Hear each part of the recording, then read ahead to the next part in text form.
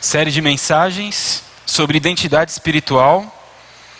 Estamos estudando a primeira carta de João, sequencialmente.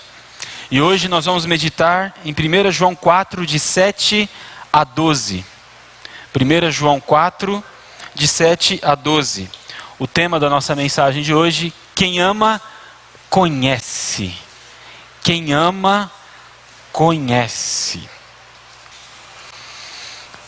Vamos fazer leitura aí, acompanhe comigo, mantenha a sua Bíblia aberta, verifique tudo o que vai ser dito aqui e como nós aprendemos semana passada, examine, teste, verifique tudo que está sendo ensinado aqui, tudo que está sendo apresentado aqui, ministrado aqui.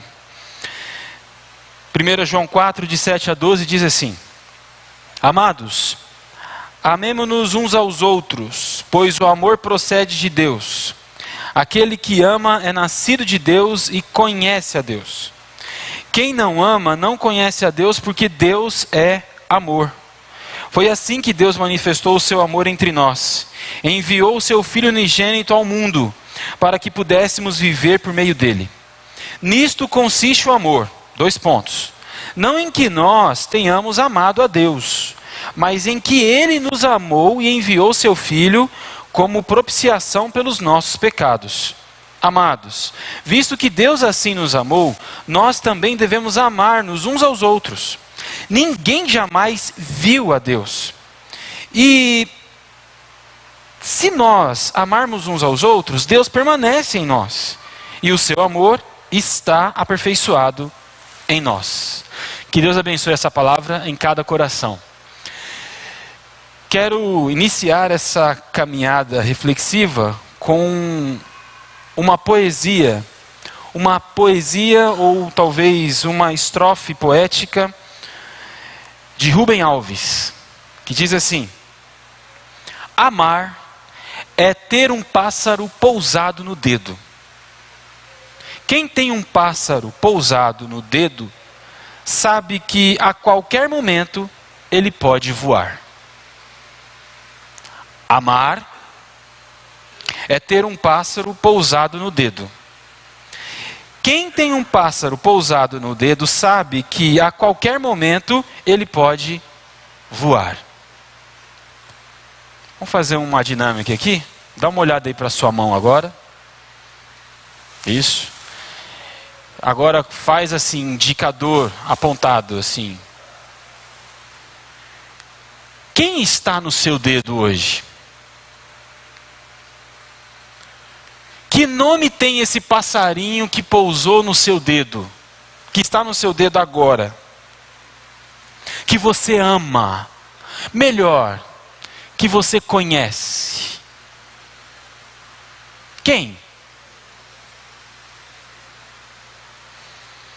No meu dedo eu tenho um passarinho, fêmea, Elane Cristina de Oliveira.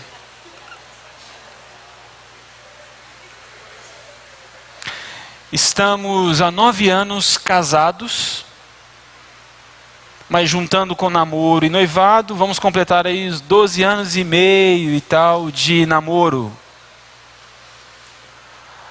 Há 12 anos estamos nos conhecendo. Há 12 anos a Elane está pousada no meu dedo e eu estou pousado no dedinho dela, livres, sem nenhuma gaiola, sem nenhuma prisão. Porque quem ama não precisa possuir ninguém.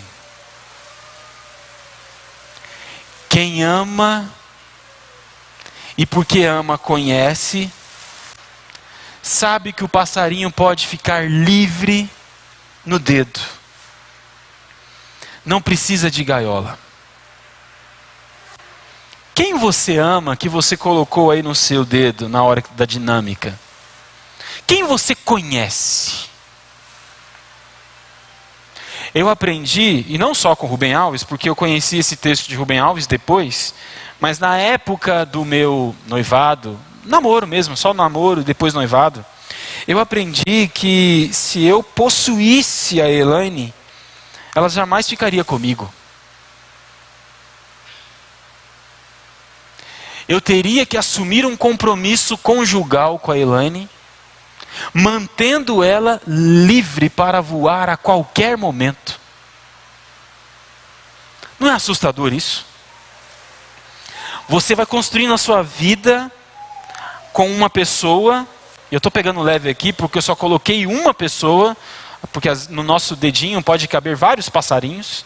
Mas eu tenho uma pessoa do meu lado que eu decidi construir toda a minha vida com essa pessoa.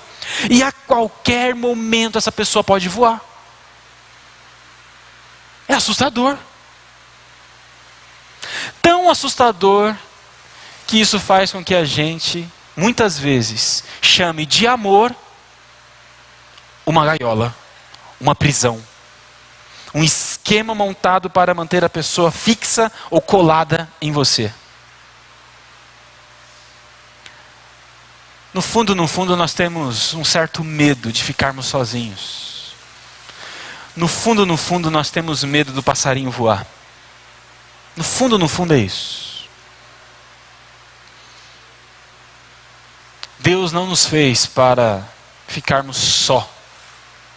Não é à toa que quando você lê a história do Gênesis, Adão e Eva, quando Deus faz Adão, Deus, o Pai, o Filho e o Espírito Santo, a Trindade, olha para o homem e eles verificam uma coisinha que faltou. O homem estava só, ele precisava de alguém, de mais alguém. E toda vez que eu leio essa passagem na Bíblia de Gênesis, eu me lembro, ou melhor, eu tento criar um cenário para essa narração bíblica. E qual que é o cenário que eu criei para ler esse texto de Gênesis? O cenário foi de Deus Pai, Deus Filho e Deus Espírito Santo comendo uma pizza no céu, no reino de Deus. Possivelmente marguerita. E aí, comendo essa pizza, eu vejo o Espírito Santo dando uma piscadinha para Jesus assim. Aí, Jesus, olha ali. Aí, o Jesus chega, Pai, olha lá. A gente aqui comendo pizza marguerita, em comunhão, porque juntos devemos andar. O nosso amor nos une, de mãos dadas queremos viver. E olha só a nossa obra perfeita. Está faltando item lá, não está tão perfeito assim não, Pai. Aí Pai, olha, não é mesmo?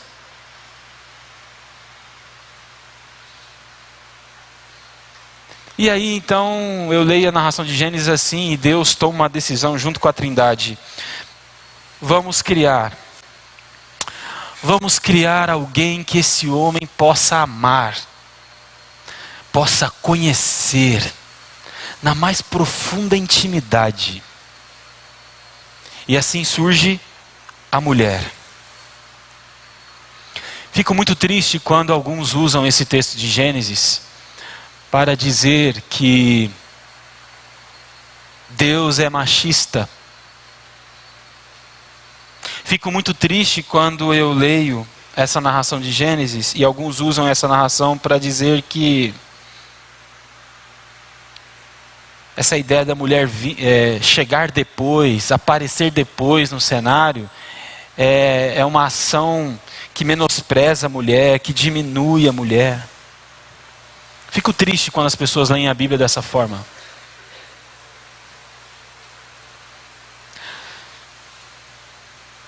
Agora pense comigo. Deus cria todas as coisas. E aí ele vai para comer pizza com a Trindade. E quando ele percebe que está faltando alguma coisa na criação, eles não ficam discutindo na roda da pizza assim, mas espera aí, Espírito Santo. O Adão tem a gente. O Pai, o Filho e o Espírito. O Adão não precisa de mais ninguém. Aí eu não vejo isso acontecer, mas vamos supor que acontecesse, ou que tivesse acontecido. Eu acho que ia gerar uma gargalhada assim na roda da pizza, sabe? O Espírito Santo, pai, você não sabe o que você está dizendo, né? Jesus, olha aí, olha o pai fazendo gracinha. Quando Deus criou Eva porque havia um vazio no coração do homem que nem ele mesmo poderia preencher. Eu fico triste porque nós vivemos em um tempo onde esse valor familiar está sendo diluído, destruído. Não chegamos a esse mundo para vivermos sozinhos. Deus não nos fez pessoas solitárias. Deus nos fez pessoa comunitária. Por isso tome cuidado, ou melhor, cuide bem dos passarinhos que estão no seu dedo. Eles podem voar a qualquer momento. Mas vamos seguir o texto aí? Diz o texto que nós somos nascidos de Deus, ou quem ama é nascido de Deus. Quem é nascido de Deus tem o DNA de Deus. É como se nós fizéssemos um exame de sangue espiritual e o resultado desse assim, Deus. E porque temos esse DNA de Deus, porque nós temos esse amor que é o exame de sangue de Deus, digamos assim, o nosso dever, a nossa missão como ser humano, é desenvolver a nossa salvação de tal forma, para que esse amor seja anunciado, propagado e vivenciado pelo maior número de pessoas possível no mundo. É por isso que nós temos o DNA de Deus. É como se Deus estivesse mais uma vez lá na roda da pizza com o Filho e com o Espírito Santo, dizendo: gente, só nós três no universo é pouco demais. A gente tem muito amor, muito amor, muito amor, a gente precisa de mais pessoas. A gente precisa de mais relacionamentos. E então Deus cria Adão, a humanidade. Deus não cria só um, mas cria muitos, milhares, bilhares e por aí vai a conta, que a matemática não dá conta de contabilizar. Deus cria tudo isso porque Deus ama se relacionar, porque está no DNA dele. E aí o texto que você acabou de ler comigo diz que quem é nascido de Deus ama, quem é nascido de Deus tem esse DNA de amor. Não pode viver sozinho no mundo, não dá conta. Precisa do outro, precisa se conectar do outro. Precisa, não é só de um dedo cheio de passarinhos, é de um braço cheio de passarinhos. Quem nasce de Deus tem o DNA de Deus. E aí logo na sequência o texto diz também que quem nasce de Deus conhece a Deus. Por isso o tema da mensagem de hoje, quem ama, conhece. Quero fazer um apelo aqui para os pais agora. Sabe quando você chega em casa e vê alguma travessura em casa e você bate o olho e fala assim: já sei quem fez. A minha avó conta, a minha avó por parte de mãe, teve 12, 13 filhos, e ela dizia assim, que quando chegava em casa, ela batia o olho em alguma travessura e sabia assim, dos 12, hein gente, dos 12, olha a habilidade que a minha avó tinha. Foi o fulano e o fulano. Por quê? Por que a minha avó conseguia identificar isso? Porque tudo que a gente faz tem a nossa assinatura, tem o nosso jeito. Quando a Bíblia diz que quem ama, ou quem é nascido de Deus, conhece a Deus, a Bíblia está dizendo exatamente isso, que quem conhece a Deus tem a assinatura de Deus em tudo que faz. É como se a gente olhasse para um feito de amor no mundo e batesse o olho assim, foi Deus disfarçado de André. Foi Deus disfarçado de Mônica. Foi Deus disfarçado de Edna. Tem a assinatura de Deus no negócio. Conhece. Quem é nascido de Deus conhece a Deus. E aí eu preciso fazer uma pergunta. Uma pergunta extremamente necessária para a nossa conversa de hoje. Você conhece a Deus? Você conhece a Deus ao ponto de conseguir identificar quando o ensinamento que chega para você não é de Deus ou é de Deus? Você conhece a Deus nesse nível? Quando alguém chega com uma oratória incrível, com texto bíblico aberto, escancarado, explicando grego e hebraico, e você bate o olho assim, não é Deus não. Não tem assinatura de Deus não. Você consegue fazer isso? Porque a maioria das pessoas não consegue. As multidões não conseguem. Por isso que nós vemos hoje multidões seguindo falsos profetas. Eles falam em nome de Deus, podem até realizar milagres, mas não conhecem a Deus. E não é isso que Jesus disse lá no Sermão da Montanha, no capítulo 7? Naquele dia muitos dirão, Senhor, Senhor, em teu nome não profetizamos, em teu nome não fizemos muitos milagres. Qual que vai ser a resposta de Jesus? Apartai-vos de mim, eu não vos conheço. Eu não conheço você. Que interessante isso. Fala em nome de Deus, faz coisas em nome de Deus, mas não conhece a Deus. É como se fosse uma reunião de pais, que uma mãe conta o que o filho fez em casa, uma travessura, aí a outra mãe diz assim, meu filho faz igualzinho. Não é igualzinho não. O seu filho tem uma assinatura específica da travessura. Ele coloca um temperinho a mais na bagunça. Porque cada um tem uma assinatura específica.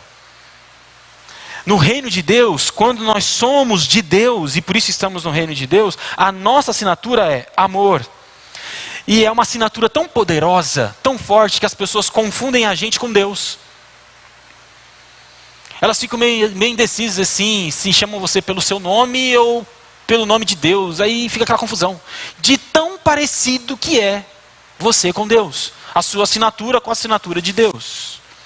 Quando o texto sagrado diz então que quem é nascido de Deus conhece a Deus, é porque a nossa assinatura, a nossa prática de vida é muito parecida com a prática de vida de Deus. Muito parecida, se não idêntica. Quando Jesus disse assim, eu e o Pai somos um.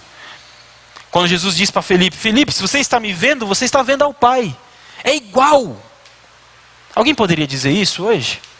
O apóstolo Paulo disse, sede meus imitadores como eu sou de Cristo. Diz o texto sagrado que acabamos de ler, o último versículo, ninguém viu a Deus. Ninguém viu a Deus. Mas quando a gente ama um ao outro, a gente percebe Deus. É como se a gente estivesse vendo Deus. Aí mais uma vez um exemplo familiar. É quando você, filho, tem uma mania que é igualzinha do papai e a sua mãe assim, nossa Deus, igualzinho o pai. Entendeu? Tá ligado a você. Você não controla isso, é espontâneo, está em você.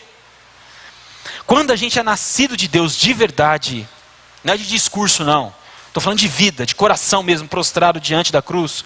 Quando nós temos a nova vida em Cristo Jesus, a nossa vida se torna uma vida de Deus. E aí alguém chega, gente do céu, igualzinho Deus.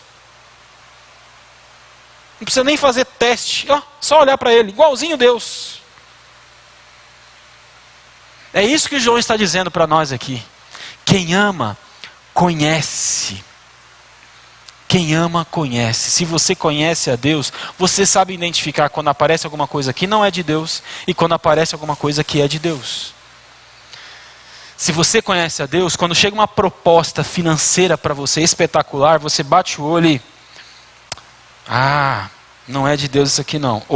Pode ser. Não, é de Deus isso aqui. Aí você segue o processo do negócio. Porque você conhece a Deus, tem a assinatura de Deus em tudo que você faz. Deus está presente o tempo todo.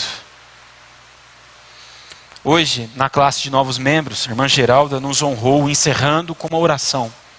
E a oração da irmã Geralda, entre outras coisas, disse assim: Senhor, abra os nossos olhos para que possamos ver o que o Senhor já está fazendo no nosso meio. Deus está presente, Deus já está atuando há muito tempo, antes mesmo de você nascer. A vida não está no seu controle absoluto. Tem coisas que acontecem na nossa vida que fogem o nosso controle. É Deus que está no comando. Então, Senhor, parafraseando a oração da irmã Geralda, então, Senhor, abra os nossos olhos para que possamos ver a sua assinatura aqui. Porque aonde não tiver a sua assinatura, nós não queremos. Nós não queremos fechar um negócio, nós não queremos avançar, nós não queremos decidir. Aonde não tiver a assinatura do Senhor, estamos fora. Fora. E essa deve ser a avaliação que você deve fazer todos os dias da sua vida. Tem a assinatura de Deus naquilo que você está fazendo? Na hora de corrigir o seu filho, preste atenção nisso. Na hora de corrigir o seu filho, tem a assinatura de Deus? Deus bateu o carimbo e assinou com o dedo lambuzado de sangue de Jesus, assim, pá. Vai lá, pai, pode corrigir seu filho. Tem a assinatura de Deus? As amizades que você está cultivando, tem a assinatura de Deus? Eu não estou dizendo de amizade que tem que ser amizade religiosa, não. Que você é amigo só de gente crente. Pelo amor de Deus, a gente tem que iluminar o mundo e salgar a terra. Não estou falando disso, não. Eu estou falando daquelas amizades que não querem ser influenciadas pelo amor que você tem. São amizades malignas. Amizades que tentam corromper o seu coração e desviar você do foco. Você consegue identificar essas amizades malignas? Como que você faz isso? Se tem a assinatura de Deus, se tem os valores e princípios do reino. Se não tem, sai fora. A Bíblia diz que a gente tem que fugir da aparência do mal. Fugir da aparência. Mas eu estou aqui porque eu quero influenciar o pessoal e tal. Se você dá conta, amém, glória a Deus por isso. Mas tem determinados ambientes, ou melhor, determinados relacionamentos que a gente não deve manter, porque é um câncer na nossa vida. É um câncer. Conversava com um grande amigo semana passada, o filho dele, adolescente, meu Deus, uma tragédia, irmãos, se envolveu com as drogas. 14 anos, um menino que cresceu no evangelho, tudo certinho, tudo bonitinho e tal, mas para fazer parte da galera na escola, entrou no mundo das drogas. E o pai descobriu no pulo do gato, vendo cigarro escondido no guarda-roupa, uma confusão.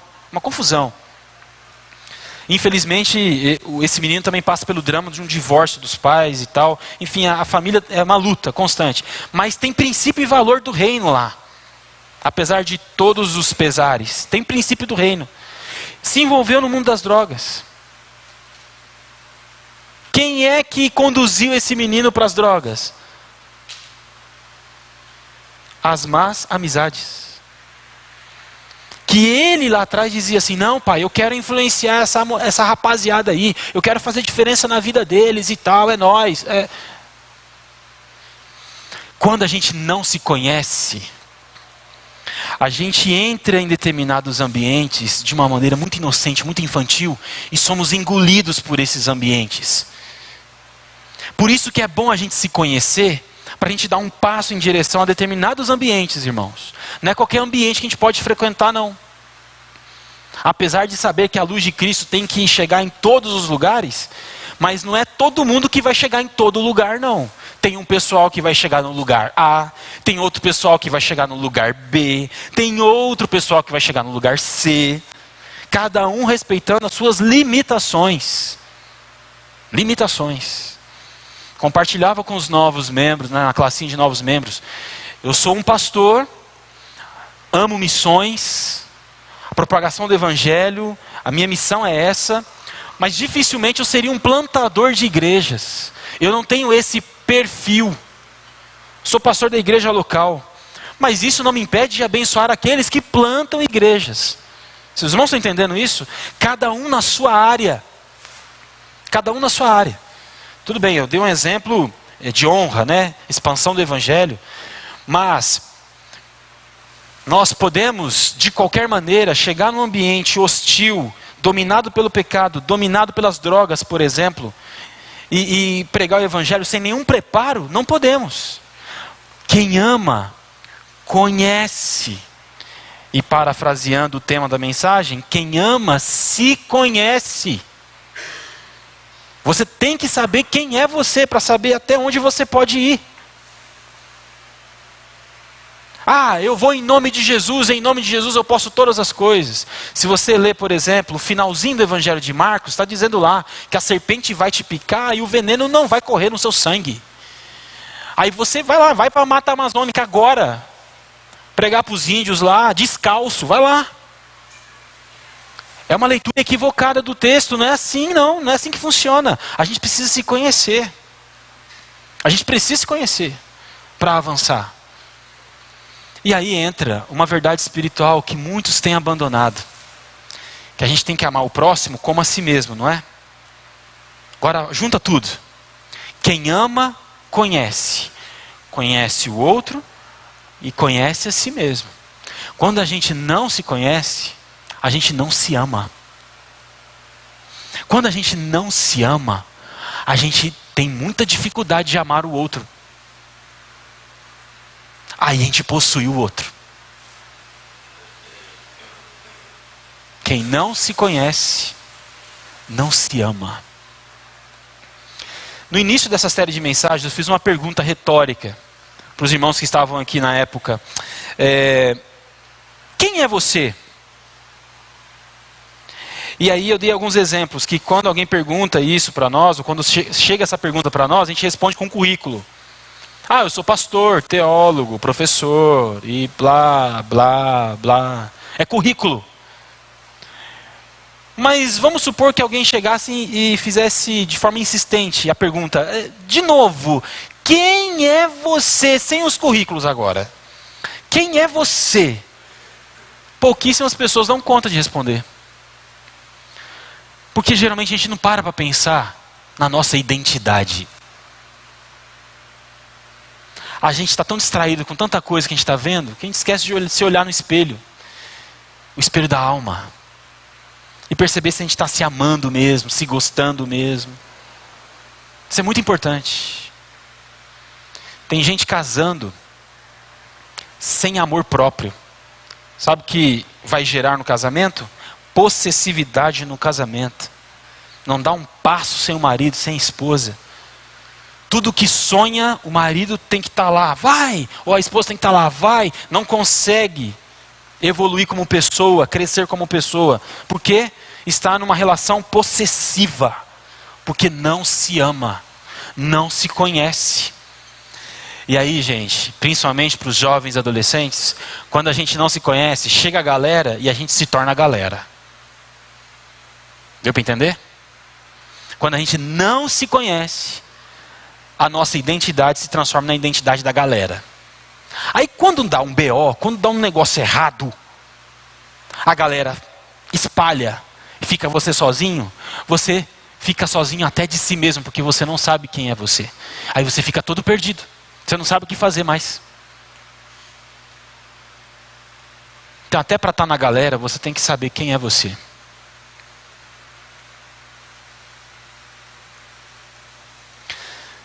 O Salmo 1 diz que bem-aventurado é aquele que não se assenta na roda dos escarnecedores. Bem-aventurado, identidade. Bem-aventurado é aquele que não se assenta na roda da galera. A galera que tem como idioma o mal, o pecado, a perversidade. Eu sei quem eu sou e eu não sou compatível com esse ambiente. Esse ambiente não abre espaço para que eu possa influenciá-lo. Então, estou fora. Estou fora. Mas seguindo o texto, eu quero destacar mais uma palavrinha para a gente caminhar para a conclusão. Que fala sobre o conhecer a Deus. Quando você pega essa expressão, conhece a Deus, você pode lembrar da palavra intimidade no hebraico. Quando Adão e Eva se encontraram sexualmente em Gênesis 4, e Adão teve relações com Eva, Adão coabitou com Eva, Adão conheceu Eva. E aí eu fui atrás do significado da expressão conhecer. O significado é aqui na língua portuguesa mesmo. E olha só o que eu encontrei, que conhecer pode ser também ver intimidade sexual e distinguir. Quem conhece, distingue. Quem conhece, vê. E eu queria destacar isso para os irmãos agora. Quem conhece a Deus, distingue Deus em tudo que faz. Lembra daquele livro antigo, Em Seus Passos, o que faria Jesus? Lembra? É antigo. É mais ou menos isso. Quem conhece a Deus, distingue de Deus em tudo que faz. E aí, eu queria fazer agora um exercício emocional com vocês. Você já verificou se as emoções que você carrega no seu coração são emoções com a assinatura de Deus? Você consegue distinguir Deus nas suas emoções? Teve uma vez que eu conversei com um jovem, ele estava muito bravo com algumas coisas que estavam acontecendo na igreja e tal, e ele usou como escudo de defesa o texto que Jesus entra no templo e derruba tudo. Pá, chuta o pau da barraca e tal, acaba com a venda que existia no templo. E o jovem chegou para mim e falou assim: pastor, eu e Jesus, brother, eu estou querendo chegar aqui na igreja domingo que vem, quebrar tudo e tal, vamos arrebentar com tudo, pastor. E isso é bíblico, Jesus fez isso. Se Jesus fez isso, imagine eu, pastor. A questão toda é que no caso daquele jovem, naquele contexto que a gente estava conversando, o sentimento dele de indignação era um sentimento que não tinha assinatura de Deus. Babava veneno no canto da boca. Ele queria se sobressair, ele queria prevalecer nas ideias. Isso é maligno. Isso é maligno. Tem todo um contexto ali para Jesus chegar no templo e fazer aquele alvoroço todo. Tem toda uma questão cultural que você precisa considerar. Jesus só faz isso uma única vez. Vocês acham que os cambistas não voltaram para o templo no dia seguinte? Claro que voltaram. É só você conversar com os cambistas lá de São Paulo, o antigo camelô de São Paulo. A polícia chegava, ou a guarda municipal chegava, todo mundo sumia. No dia seguinte, todo mundo lá de novo, igualzinho. Então, Jesus não resolveu o problema com aquilo. Jesus trouxe um ensinamento, um princípio. E é assim que a gente tem que ler a Bíblia. Extrair das histórias bíblicas os princípios. Porque se você copiar a história literalmente, você vai esbarrar em muitos problemas. Muitos problemas. Então você consegue distinguir Deus nas suas emoções? Porque a Bíblia diz: irai-vos e não pequeis. Irmãos, se os irmãos entenderem esse princípio, vai ajudar bastante. Eu cresci achando que eu não poderia sentir raiva de nada. Eu cresci, porque eu cresci na igreja, né? Então eu cresci achando que eu tinha que ser bonzinho e bobinho o tempo todo. Que as pessoas poderiam me insultar e eu ia dar um sorriso para elas. Que as pessoas poderiam me menosprezar e eu ficaria assim super feliz. Eu entendi o evangelho dessa forma. E não me posicionava. Não me posicionava. Quando a gente não se posiciona, isso é sintoma de falta de conhecimento próprio. Porque a gente tem medo de se posicionar, porque a gente nem sabe como é que está aqui dentro. Isso é grave, isso é sério. E eu achava que o evangelho era isso, ser um bobo para o resto da vida. Quando eu li, irai-vos e não pequeis, ira é um pecado, é uma obra da carne lá. Não é isso? E como é que funciona esse negócio? Irai-vos e não pequeis é: respeite os seus sentimentos, mas não use os seus sentimentos para justificar os seus pecados. Então, o meu filho me estressou hoje e tal, porque ele não me obedeceu de jeito nenhum. Hoje ele estava assim, daquele jeito. Você está irritado, você está nervoso, mas não use isso para justificar o espancamento do seu filho. É isso que diz: irai-vos e não pequeis. Não pegue os seus sentimentos e use isso para justificar os seus pecados.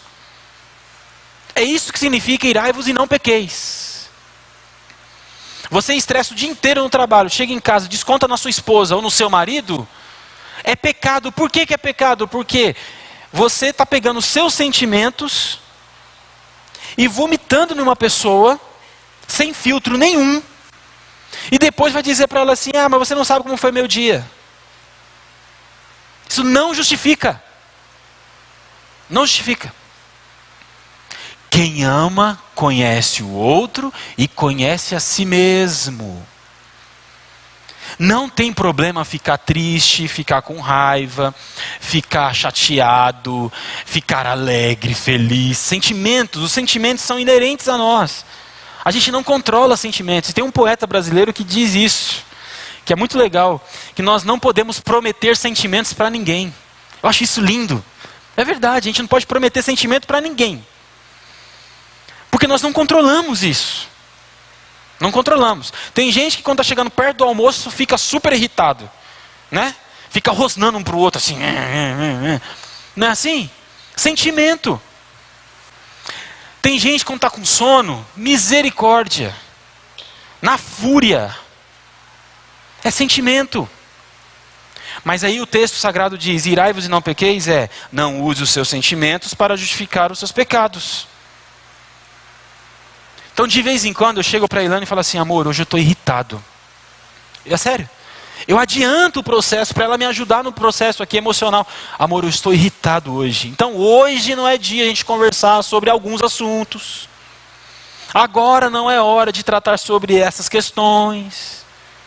Agora, eu não falo nada com a minha esposa. Ela não sabe como é que está aqui dentro. Aí ela vai trazer as demandas que precisam ser tratadas dentro de casa. E eu vou para cima dela na voadora. E ainda uso como defesa o meu dia de trabalho, o meu estresse semanal, as minhas lutas pessoais. Está errado, gente. Isso é falta de amor. Isso é falta de amor. Quem ama, conhece. Quem ama, se conhece. Sabe até onde pode ir. Sabe que vai explodir lá na frente, então se antecipa com prudência, sabedoria, faz outro caminho, outro trajeto, cancela uma agenda, não estou pronto para isso agora. A vida é assim, é um constante autoconhecimento, é uma caminhada de autoconhecimento. E eu acredito, biblicamente, que esse autoconhecimento só é possível no amor. Se você tirar o amor de cena, já era.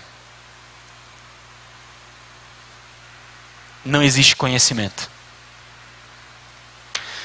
O profeta Oséias vai dizer que o povo de Deus erra por falta de conhecimento, não é isso? Vamos parafrasear Oséias agora? O povo de Deus peca por falta de amor. Porque eu li Oséias assim, nossa, eu tenho que decorar versículo mesmo, gente. Eu tenho que conhecer mais versículo da Bíblia, eu tenho que decorar. Aí eu fazia campeonato na igreja, ganhava até estrelinha na testa, um monte de versículo de cor, sem amor. Não valeu de nada. Aliás, me tornei mais arrogante porque eu sabia mais que o outro coleguinha. Meu povo erra por falta de conhecimento. O meu povo erra por falta de amor. Conhecimento próprio e conhecimento do outro. Amor próprio e amor do outro. Vamos orar? Vamos falar com Deus? Pai, em nome de Jesus, muito obrigado pela Tua palavra. Palavra esta, Pai, que sempre alimenta o nosso coração e que hoje encharcou o nosso coração de amor. Amor que conhece. Amor que conhece a si mesmo e conhece o outro. Obrigado, Pai, por essa palavra que hoje nos ajudou a perceber que quem ama está livre. não precisa possuir ninguém, não precisa dominar ninguém, não precisa menosprezar ninguém, não precisa enjaular ninguém. Quem ama só precisa realmente amar, amar em liberdade. Pai Santo, nos ajude a distinguir a assinatura do Senhor em tudo que fazemos.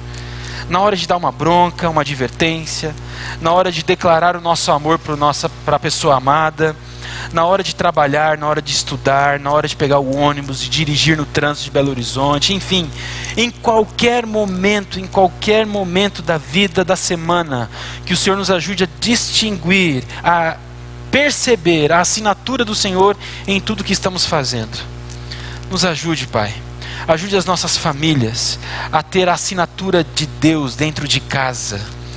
Essa assinatura que resgata o amor como a base de tudo. Nos ajude, Pai. Precisamos muito do Senhor, porque nós queremos ver o Senhor através das nossas ações de amor. Nos ajude. E pedimos também que o Senhor nos ajude a ajudar o próximo, a ajudar o outro a perceber essa assinatura do Senhor no mundo. O mundo jaz no maligno, é verdade. Mas nós estamos no mundo para iluminar esse mundo e mostrar as obras de amor que o Senhor já tem feito em nosso meio. Nos ajude, Pai, a enxergar essas obras de amor. Em nome de Jesus. Amém. E graças a Deus. Amém.